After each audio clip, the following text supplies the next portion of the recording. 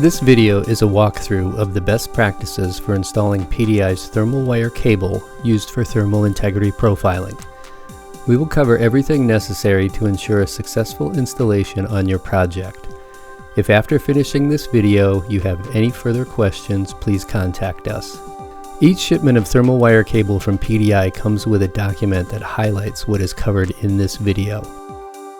The topics we will cover include a brief overview of thermal wire cable and testing with the thermal wire tester, installation pre-planning, routing the cables in the reinforcing cage, proper techniques for cable tying the cables in place, other things to avoid during the installation process, other things you need to be aware of to ensure correct analysis, and the PEX gun, a third-party device that increases installation efficiency.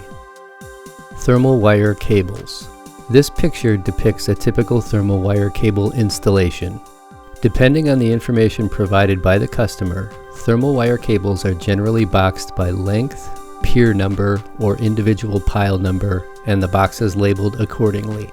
PDI does this to make it easier for field crews to identify which cables belong to which piles. Most projects have a variety of pile lengths across the site, and the length of the thermal wire cables is typically chosen based on the planned pour depths of each individual pile. Thermal wire cables are designed to be fully functional out of the box, meaning that when installed on a pile and a data logger is connected, that data logger powers up and automatically begins collecting and communicating the data with no extra steps required. Each cable is programmed with a serial number at the factory. That serial number will always be 5 digits, then a space, then a 2-digit suffix. The picture on the right is of the type of label that is attached to each cable just below the data logger connector. Both the cable spool label and the connector label will show the assigned serial number. The thermal wire tester provides quick verification of the cable's functionality. PDI recommends testing with the thermal wire tester at multiple stages throughout the installation process. Test 1 is out of the box prior to installing the cable. Verify that the serial number on the thermal wire tester screen, the spool label, and the connector label all match. With the cloud-based wireless tag data collection system, it is critical that serial numbers are tracked correctly. Test 2 is after the cables are installed on the cage, but prior to the cage being lifted.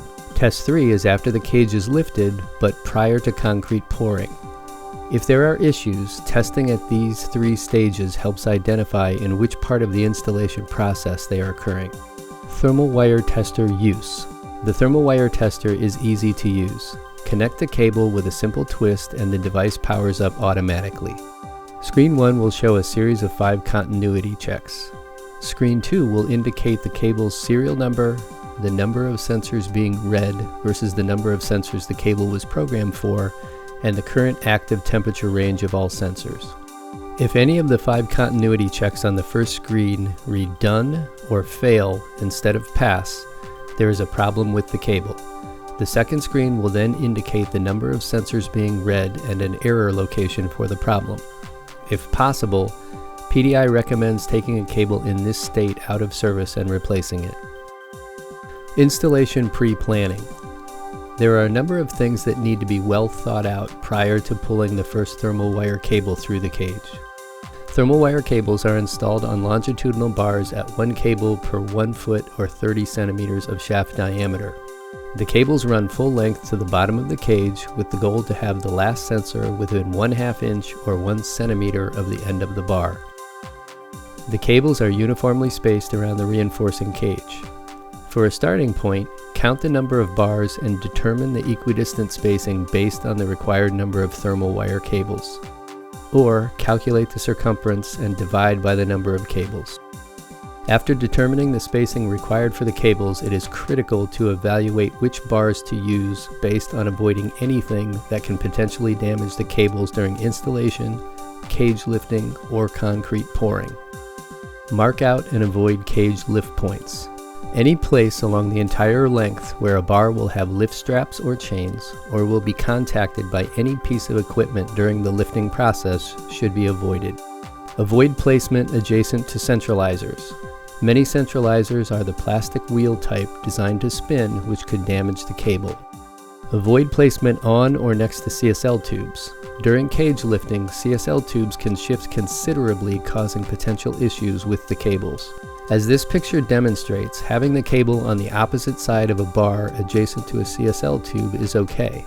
You do not want to have the cable in between the bar and the CSL tube. Avoid bars which have reinforcements that will be cut out with a saw or a torch after the cables have been installed. The goal is to have equidistant spacing of the cables. If that is not possible, it is okay to move to an adjacent safe bar and make note of it. Routing thermal wire cables in the cage. At the factory, thermal wire cables are wound on the spool so that the last sensor, the one that will sit at the bottom of the cage, is the first to come off the spool. For this reason, you will begin unspooling the cables at the top of the reinforcing cage, routing them to the bottom of the cage. Stay in line along the entire length of the chosen longitudinal bar. Choose the space that is 90 degrees offset between the inside and the outside of the cage. This avoids having the cable face the inside of the shaft where it could be damaged by the tremie, and avoids being on the outside of the cage where it can be damaged by the sidewall of the shaft. If the cable gets caught on any part of the cage or the steel tie wire, do not pull. Walk back and gently free up what is caught and continue guiding it through the cage. Do not cross from one side of the bar to the other as you move down the cage. Do not cross from one bar to another as you move down the cage. Do not travel around any internal or external reinforcements as you move down the cage. While this picture is exaggerated, it is easy to lose track and accidentally go around something as you move down the cage, causing you to have to backtrack. As much as possible, try to avoid having any of the plastic sensor enclosures butt up too tightly next to the steel tie wire junctions on the cage. Guide the cable down the longitudinal bar until the last sensor is at the bottom of the cage. Stage the last sensor roughly 1/2 inch or 1 centimeter from the bottom of the bar. Cable tying thermal wire cables in place. Cable tie the bottom sensor in place by placing 2 cable ties on the sensor body. This is the only place you will use cable ties directly on the sensor body itself, and the only time the cable ties should be as tight as possible. Continue up the cage, installing 1 cable tie halfway between the sensors as you go. Unlike the cable ties on the bottom sensor, the cable ties that go between the sensors should not be overly tight. It is very important to not pre-tension the cables before installing the cable ties. Having a cable pre-tensioned reduces its ability to handle bending of the reinforcing cage during lifting, which can cause problems with the cable. Do not have a second person work ahead adding cable ties further along on the same cable, as this will increase tension along the length as the cable ties are added. Allow the cable to lay naturally on the bar before adding the cable tie. This is a good way to make sure there is no added tension as you work along the length. To reiterate, do not over-tighten the cable ties. The cables should be able to slide a bit underneath the cable tie during cage lifting if needed.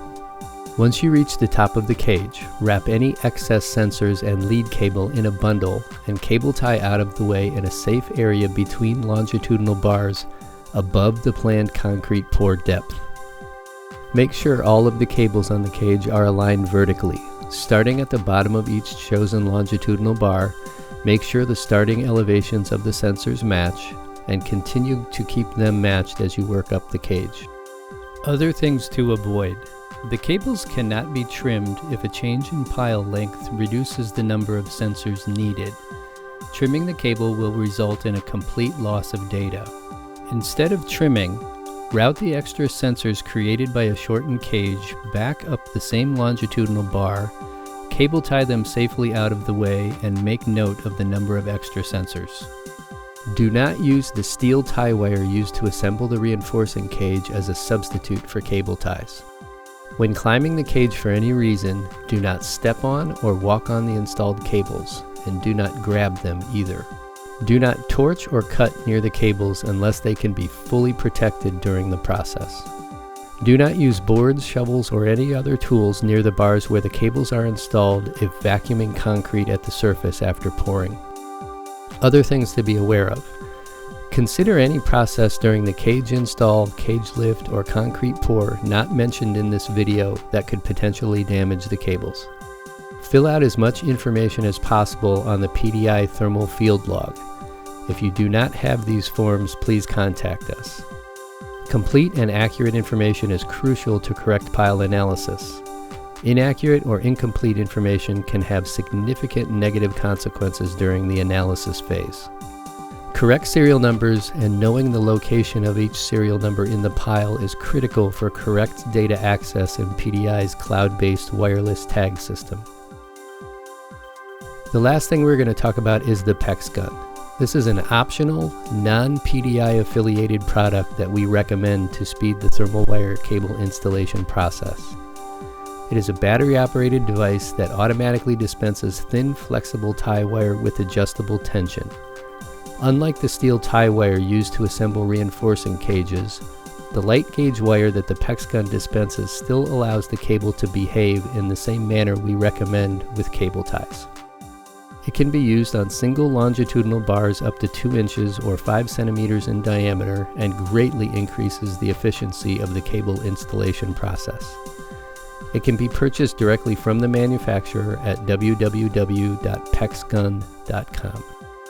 If your installation will involve multi-section cables due to multiple cage sections being spliced together while hanging from the crane, see our short follow-up video on thermal wire cable splicing. Thank you for watching this video. If you have any questions about this installation process or anything related to integrity testing with thermal integrity profiling, please contact us at 216-831-6131.